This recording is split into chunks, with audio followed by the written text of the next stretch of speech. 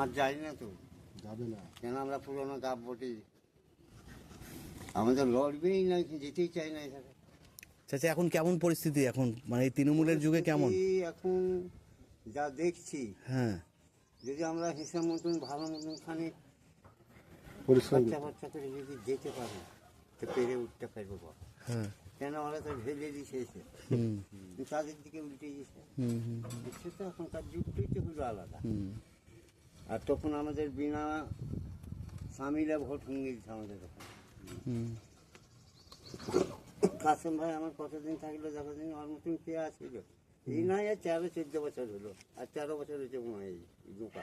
হুম, ওর মধ্যে কে 36-35-37 বছর কে চলে ছিল ঠিকই, ভাবছিল না মানুষ, মানুষের কাজ হারিয়ে গেল, মানুষ আহানা আহংকার ধরে গেল, মানুষ দেখুন কিনে বাইরে পালিয়ে গেল, হুম, হুম, কোন কর্ম নাই তখন।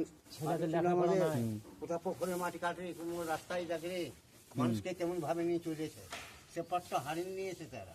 100 দিনের কাজ তৈরিই থেকে গেছে, আর খালি সেই 100 দিন মারাই চলা। ওই 100 দিনে তো টাকাই দিতে পারে। আর বাচ্চাদের লেখাপড়া, ছেলেদের সবই গেল। স্কুল বন্ধ হয়ে গেছে। কাল খবর শুনছি মমতা, কালকের খবর আছে, মানে কালকেরই খবর।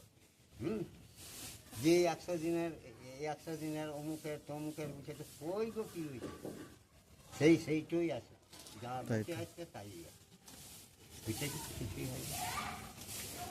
ঠিক আছে। আরই সামালে চলতে পারে না, আরও তো নিজের মতে চলছে তো, হুম, মরলের বারো তো নিজের মতে চলছে।